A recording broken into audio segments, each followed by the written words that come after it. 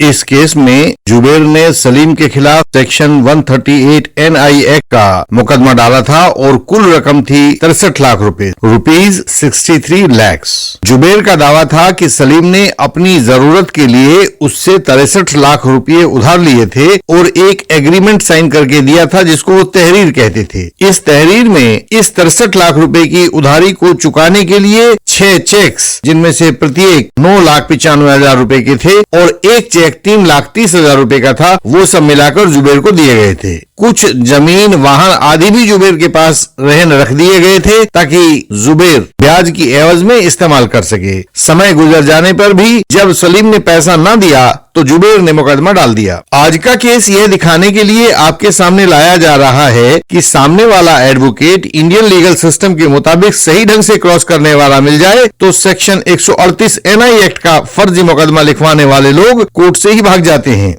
इस केस में Indian legal system ने उस जुबेर को एक डेट पर क्रॉस किया था और उसकी समझ में आ गया था कि वकील के क्रॉस का क्या मतलब होता है। 2 साल से ज्यादा का वक्त हो गया है, वह आदमी मुड़कर कोर्ट में नहीं आया है, वह हमारे क्रॉस से भयभीत हो गया है। हम आपके सामने जुबेर के क्रॉस एग्जामिनेशन के कुछ महत्वपूर्ण भाग दिखा रहे हैं। आप देखिए और समझ जाइए कि गलत गवाह का सही क्रॉस कैसे किया जाता है। ये देखिए क्रॉस हम आपके सामने दिखा रहे हैं। हमने उससे पूछा, आप कब से अपने पैरों पर खड़े हो गए थे, यानी आपने कब से कमाना शुरू कर दिया था? उसने जवाब दिया, मुझे तो काफी टाइम हो गया है। हमने फिर सवाल पूछा, क्या आपने अपना पैन कार्ड बनवाया हुआ है और अगर बनवाया है तो कब बनवाया था? उसने कहा, नहीं, पैन कार्ड तो नहीं बनवाया हुआ है। हमने उससे आगे सवाल पूछा, आपने आयकर इनकम टैक्स कब से भरना शुरू किया था? उसने जवाब दिया, याद नहीं, वकील साहब से भरवाता हूँ। हमने अगला सवाल पूछा, इनकम टैक्स रिटर्न कोर्ट में दाखिल किया है क्या? उसने जवाब दिया, उन वकील साहब को पता होगा जिन्होंने मेरा ये वाला मुकदमा डाला है। हमने उससे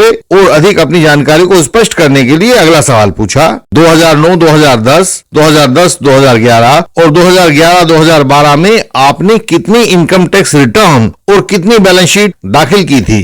उसने कहा कि मैं वकील साहब से बनवाता हूं अपनी ITR, तो उन्होंने लगाई होगी, वही बताएंगे कि कितनी भरी थी। हमने सवाल पूछा, क्या आपने इन वर्षों की ITR और बैलेंस शीट को इस माननीय न्यायालय के सामने रिकॉर्ड पर लगाया है? उसने जवाब दिया, वो तो बात ये केस दाखिल करने वाले वकील साहब बता पाएंगे, पर शायद नहीं लगाई है।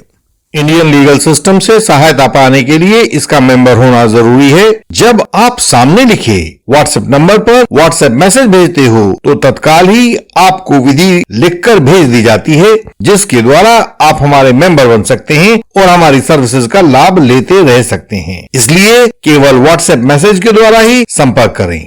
हमने उससे उसके बाद आगे सवाल पूछना शुरू किया, आपने तहरीर में लिखित रकम 63 लाख रुपए देना बताया है, ये बात आपने अपनी किस साल की इनकम टैक्स रिटर्न और बैलेंस शीट में दिखाई थी? उसने जवाब दिया, हमें नहीं पता, ये तो इनकम टैक्स वाले वकील साहब से ही पूछनी पड़ेगी। हमने उससे सवाल पूछा, आगे पूछा, क्योंकि वो कोई भी बात सही बता नहीं पा रहा था, तो उसको उखाड़ने के लिए जरूरी था कि हम उसकी इनकम टैक्स के ऊपर और अधिक जोर दें। हमने उससे पूछा, उस साल में आपकी कुल आय कितनी थी? उसने जवाब दिया कि वकील साहब ने कितना दिखाया है ये तो वही बता पाएंगे, उन्हीं के रिकॉर्ड में होगा। हमने सवाल पूछा, क्या आपने अपने किसी बैंक अकाउंट की डिटेल्स दी हैं जिसमें से इस तहरीर में लिखी हुई यह रकम 63 लाख रुपए की निकाली गई हो? आपने यदि सलीम को पैसा दिया है तो वो किसी बैंक अकाउंट से निकाल कर दिया था क्या? उसने जवाब दिया, ये बैंक से नहीं निकाला गया था, यार दोस्तों से ले देकर दे दिया था। हमने सवाल पूछा, क्या आपने किसी ऐसे शख्स का बयान या उसके द्वारा लिखा गया डॉक्यूमेंट इस कोर्ट के सामने रिकॉर्ड पर लगाया है जिससे आपने वह रकम 63 लाख रुपए की उधार ली हो? अब वो उलझ पुलझ होने लगा था। उसने कहा, वो तो वकील साहब बयान करवाएंगे तो करवा देंगे,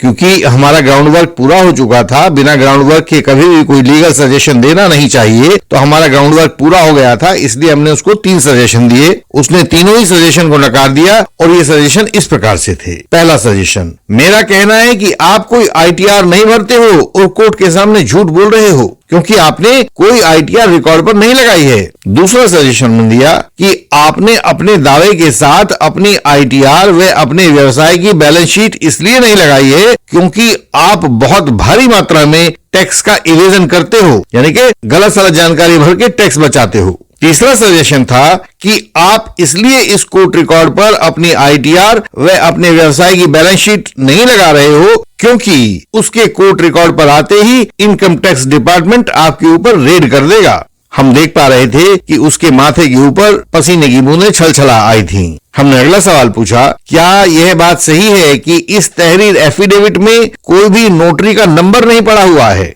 जब भी आप किसी नोटरी वाले के पास में जाकर अपनी कोई बात उसमें नोटराइज्ड करवाते हो तो वो उस नोटरी का नंबर डाल देते हैं कि इतने नंबर पर इन्होंने अपनी ये तहरीर दी थी। तो उस वाली तहरीर में नोटराइज्ड होने के बावजूद भी कोई नंबर नहीं पड़ा हुआ था। तो हमने यही बात उससे पूछी, क्या यह बात सही है कि इस तहरीर एफिडेविट में कोई नोटरी क्रमांक नहीं पड़ा हुआ है? उसने जवाब दिया, ये तो नोटरी वाला बताएगा जी, हमने तो उसके 50 रुपए देकर अपना नोटर गढ़वा लिया था। हमने अगला सवाल पूछा, मेरा कहना है कि इस तहरीर पर कोई नोटरी क्रमांक इसलिए नहीं पड़ा है क्योंकि यह एक फर्जी दस्तावेज है, फोर्ज्ड डॉक्यूमेंट है। उसने कहा, जी फर्जी कैसे हो गया जी, आप किसी भी कागज को फर्जी कह दोगे क्या? हमने अगला सवाल पूछा, क्या आप जानते हैं कि section 269S income tax act के मुताबिक आप 20,000 रुपए से ज्यादा का कैश का लेन देन नहीं कर सकते हो? उसने कहा, नहीं मुझे नहीं पता जी, मैं क्या जानूं। हमने अगला सवाल पूछा, क्या आपने भारत सरकार से या इनकम टैक्स डिपार्टमेंट से सेक्शन 269SS के तहत कोई लिखित परमिशन मांगी थी कि आप 63 लाख रुपए का कैश का लेन देन करना चाहते हैं? उसने जवाब दिया, मेरा पैसा था, मैंने दिया था, इसमें परमिशन काहे की? हमने अगला सवाल पूछा, आपने इस तहरीर में लिखा है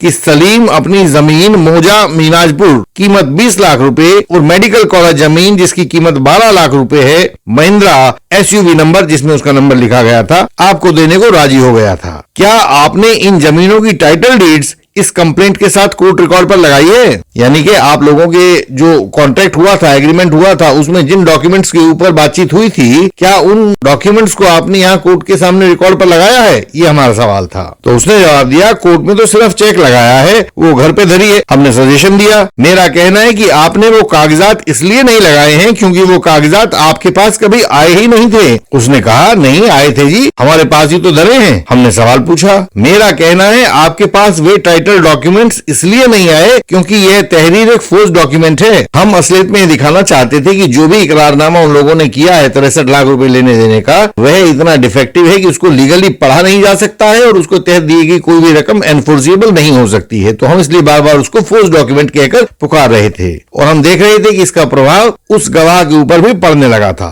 उसने जवाब दिया, आप हमारे हर कागज को फर्जी क्यों कहते हो वकील साहब? हमने उसकी बात पर ध्यान नहीं दिया। अपना अगला सवाल पूछा, क्या आपने उस कंप्लेंट परफॉर्मा में लीगल नोटिस भेजने का कॉपी ऑफ रजिस्टर्ड AD भी साथ लगाया था? उसने कहा, जी क्या लगाया था क्या नहीं लगाया था ये तो हमारे ये वाले वकील साहब बता पाएंगे जिन्होंने ये केस दाखिल किया है, मुझे क्या पता। हमने अगला सवाल पूछा, इस केस फाइल में तो वह लगा नहीं है। मेरा कहना है कि आपने कॉपी ऑफ रजिस्टर्ड AD इसलिए नहीं लगाया था क्योंकि नोटिस पर आरोपी का पता जानबूझकर आपने गलत लिखवा दिया था। उसने जवाब दिया, नहीं जी हमने गलत नहीं लिखवाया था। हमने अगला सवाल पूछा, सवाल क्या पूछा बल्कि एक लीगल सजेशन दिया। मेरा कहना है कि आपने लीगल नोटिस डेटेड 11/8/2015 पर जानबूझकर गलत पता लिख दिया है और इस पते पर आरोपी कभी भी नहीं रहा है। उसने जवाब दिया, नहीं हमने कुछ गलत नहीं लिखवाया, हमने सब सही लिखवाया है। हमने उससे अगला सवाल पूछा, मेरा कहना है कि इस पोस्टल रिसीप्ट में कहीं भी यह नहीं लिखा है कि इसके साथ कोई रजिस्टर्ड AD भी भेजा गया था, देखिए आपके सामने है। उसने जवाब दिया, मैं क्या बोलूं जी इस पर। वह चुप हो गया और लगभग उसका चेहरा तमतमा उठा। इसके बाद उस दिन की सुनवाई का समय समाप्त हो गया। कोर्ट ने अगली तारीख दे दी। तब से लेकर आज तक 2 साल हो गए हैं, वह गवाह दोबारा कोर्ट में नहीं आया है क्योंकि उसको पता है कि कोर्ट में आते ही उसे हमारे सवालों का जवाब देना होगा। इतने शानदार क्रॉस ऐसे ही नहीं बन जाते हैं, इसमें इंडियन लीगल सिस्टम की निरंतर लगने वाली साधना छिपी होती है। कई दिनों तक किया गया आपकी फाइल का अध्ययन होता है, बहुत ध्यान से ड्राफ्ट किए गए सवाल होते हैं। अपने क्रिमिनल ट्रायल के साथ कोई खिलवाड़ ना करें। पूरे ट्रायल में कोई भी मौका गया तो फिर दोबारा नहीं मिलता है, लेकिन उसका बुरा नतीजा जरूर मिलता है। कोई इंपॉर्टेंट क्वेश्चन पूछने से रह जाए तो वह सारे के सारे ट्रायल में आपका पीछा नहीं छोड़ता है। हमारी कोशिश है कि किसी को भी झूठे आरोप में सजा ना हो, ये हमारा अभियान है। इसलिए हम आपको लगातार बचाने की कोशिश करते हैं, आपके लिए लगातार केसेस को लड़ते हैं और ये तभी संभव हो पाएगा जब आप भी अपने केस में और अपने हर केस में इंडियन लीगल सिस्टम का एक ओपिनियन जरूर प्राप्त करें। इंडियन लीगल सिस्टम आपको निरंतर एक कानूनी सहारा देता रहा है। आप जब भी किसी झूठे आरोप में फंस जाते हो तो हम अपने डिस्टेंस एडवोकेसी से आपको बचने की राह दिखाते हैं। हमें गर्व है कि हम अपने हजारों साथियों की कानूनी सहायता कर पाए हैं जिनको सही रास्ता दिखाई नहीं दे रहा था। आप हमारी वेबसाइट indianlegalsystem.org पर जाकर सब जानकारी अपनी सरल भाषा में पा सकते हैं। वहीं पर आप हमारी वेबसाइट के विभिन्न लिंक्स देख सकते हैं और चाहें तो वहां दिए गए सिंबल पर सर्च करके ढूंढ भी सकते हैं। जब आपको आवश्यकता होगी तो हम आपके लिए भी बेहतरीन क्रॉस एग्जामिनेशन तैयार करके भेज सकते हैं। कोई दूसरा लीगल डॉक्यूमेंट हो तो हम वह भी उपलब्ध करवा सकते हैं। हम आपको विजयी बनाना चाहते हैं ताकि फॉल्स एलिगेशन आपको हरा ना पाए। भारत भर में हमारी सहायता पहुंच रही है, वह आप तक भी पहुंचाई जाएगी। आप हमें बताएं कि आपकी क्या आवश्यकता है। हमसे संपर्क का तरीका सामने स्क्रीन पर दिखाई दे रहा होगा, आप इसको नोट कर सकते हैं। यह हर एक वीडियो की डिस्क्रिप्शन में भी मिलेगा। सहायता पाने के लिए स्क्रीन पर दिखाई दे रहे हमारे व्हाट्सएप नंबर पर मैसेज भेजें, तत्काल आपको आगे का रास्ता बताया जाएगा। एक बार मेंबर बनने के बाद आप हमें हिंदी और इंग्लिश में अपना मटेरियल भेज सकते हैं। अन्य भाषा हो तो ट्रांसलेशन भेज सकते हैं। हम आपसे अगली वीडियोज में फिर मिलेंगे, तब तक के लिए प्रणाम।